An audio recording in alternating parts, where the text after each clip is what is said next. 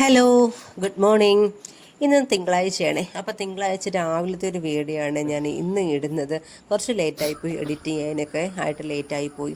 അപ്പോൾ ഇന്ന് രാവിലെ എണീറ്റപ്പോൾ തന്നെ കുറച്ച് ലേറ്റായി കേട്ടോ. വേറൊന്നുമല്ല, കുറച്ച് വയ്യായ്ക ഉണ്ട്. അതായത് തൊണ്ടവേദനയും തലവേദനയൊക്കെ ആയിരുന്നു. അതുകൊണ്ട് എണീക്കാൻ കുറച്ച് ലേറ്റായി.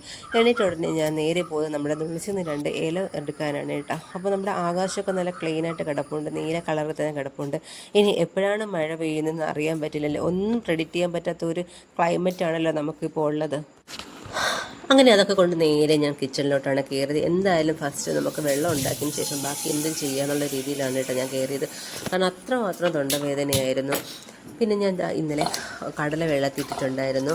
രാവിലെ കടലക്കറി വയ്ക്കാമെന്ന് വിചാരിച്ചു. ഇവിടെ ബ്ലാക്ക് കടലയാണ് യൂസ് ചെയ്യുന്നത്. കാരണം പൊന്നൂന് ഇതാണ് ഇഷ്ടം. മറ്റേ വൈറ്റ് കടല അവൾ കഴിക്കാറില്ല. അതുകൊണ്ട് ബ്ലാക്ക് കടലയാണ് കേട്ടോ ഇവിടെ ഉണ്ടാക്കുന്നത്. അങ്ങനെ ആ സമയം കൊണ്ട് നമ്മൾ വെള്ളമൊക്കെ തിളച്ചു.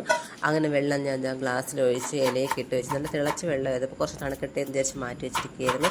അങ്ങനെ ആ സമയം കൊണ്ട് നമുക്ക് കടലക്കറിക്ക് വേണ്ടിയിട്ടുള്ള സവാളയും ഇഞ്ചിയൊക്കെ അരിഞ്ഞു. അപ്പോഴത്തേക്ക് നമ്മുടെ വെള്ളം ഇവിടെ തണുത്തിട്ടുണ്ടായിരുന്നേ.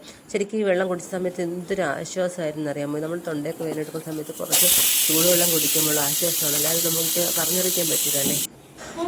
പിന്നെ കടലക്കറി എന്ന് പറയുമ്പോൾ തന്നെ സ്വാഭാവികമായിട്ട് നമ്മൾ പുട്ടായിരിക്കുമല്ലോ ഉണ്ടാക്കുന്നത്. അങ്ങനെ ഞാനും ഒന്ന് പുട്ടാണ് കേട്ടോ ഉണ്ടാക്കുന്നത്. അങ്ങനെ പുട്ടിൻ്റെ മാവൊക്കെ അവിടെ നനച്ച് വെച്ചിട്ടുണ്ടായിരുന്നു. പിന്നെ കടലക്കറി വയ്ക്കാൻ പോവുകയാണ്.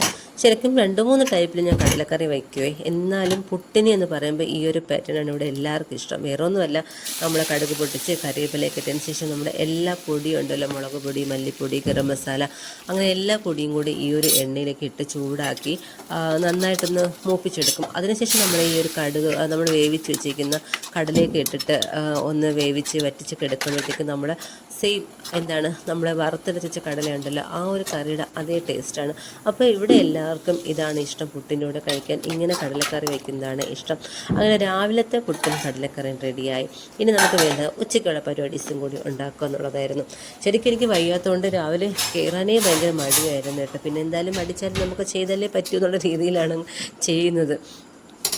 പിന്നെ ചോറ് ഞാൻ തലേദിവസം തന്നെ റൈസ് കുക്കറിൽ വെച്ച് വയ്ക്കും എന്നുള്ളത് കൊണ്ട് ചോറിന് വലിയ ഇതൊന്നുമില്ല, ഒന്ന് തിളപ്പിച്ചെടുക്കാൻ മാത്രമേ ഉള്ളൂ. പിന്നെ ഇവിടെ കറികൾ എന്തൊക്കെ ഉണ്ടെങ്കിലും എത്ര എണ്ണം ഉണ്ടെങ്കിലും ഒഴിച്ചുകൂടാൻ പറ്റാത്ത അല്ലെങ്കിൽ എന്നും ഉണ്ടാക്കുന്ന ഒരു സംഭവമാണ് ഈ ചമ്മന്തി എന്ന് പറയുന്നത്. അപ്പോൾ എൻ്റെ ഹസ്ബൻഡാണെങ്കിൽ ഒരു ചമ്മന്തി ഫാനാണ് കേട്ടോ. പുള്ളിക്കാരനാണെങ്കിൽ ഈ ചോറൊക്കെ കിടന്ന സമയത്ത് ചമ്മന്തി ഉരുട്ടി ചോറിൽ കൂടെ ഇങ്ങനെ വെച്ചില്ലെങ്കിൽ ഭയങ്കര ഒരു വിഷമമാണ്, ഒരു സാറ്റിസ്ഫാക്ഷൻ കിട്ടൂല ചോറ് കഴിക്കുമ്പോഴത്തേക്കും. അങ്ങനെ നമ്മളെ പൊന്നുമാണ് രാവിലെ പോയി ഇലയൊക്കെ എടുത്തിട്ട് വന്നിട്ട്. അപ്പോൾ രാവിലെ അവളെ ഉറക്കത്തിൽ നിന്ന് എണീപ്പിച്ചാണ് ഇല വെട്ടാനൊക്കെ പറഞ്ഞു വിട്ടത്. അതിൻ്റെ ഒരു സന്തോഷക്കേടൊക്കെ അവളെ മുഖത്തുണ്ട്, ഉറങ്ങാൻ പറ്റാത്തതിൻ്റെ. പിന്നെ എനിക്കാണെങ്കിൽ ഈ ഇല വാട്ടിയെടുക്കാനായിട്ട് ഭയങ്കര ബുദ്ധിമുട്ടാണ്. കാരണം എന്തെന്ന് വെച്ചാൽ ഇതിൻ്റെ തണ്ടൊക്കെ നന്നായിട്ട് വാടി വന്നില്ലെങ്കിൽ ചോറ് പൊതിയണ സമയത്ത് പൊട്ടിപ്പോവും. അപ്പോൾ ബാക്കി എന്തും ഈസിയായിട്ട് ചെയ്യാം, ഈ ഒരു സാധനം മാത്രമേ എനിക്ക് പറ്റില്ല. ഭയങ്കര മടിയാണ്, ഇഷ്ടമില്ലാത്ത കാര്യമാണ്. അങ്ങനെ നമ്മളിന്ന് ചീരത്തോരൻ ഉണ്ടാക്കിയിട്ടുണ്ട്. ചീരത്തോരൻ എന്ന് പറയാൻ പറ്റുമെന്ന് എനിക്കറിയില്ല. ഇത് ചീര എന്ന് പറയുന്നത് ഇലയൊന്നും ഉണ്ടായിരുന്നില്ല, വെറും തണ്ട് മാത്രമേ ഉണ്ടായിരുന്നുള്ളൂ കേട്ടോ. അപ്പോൾ തണ്ട് വെച്ചിട്ടൊരു തോരൻ എന്ന് വേണമെങ്കിൽ പറയാം. ഇല വളരെ കുറവായിരുന്നു.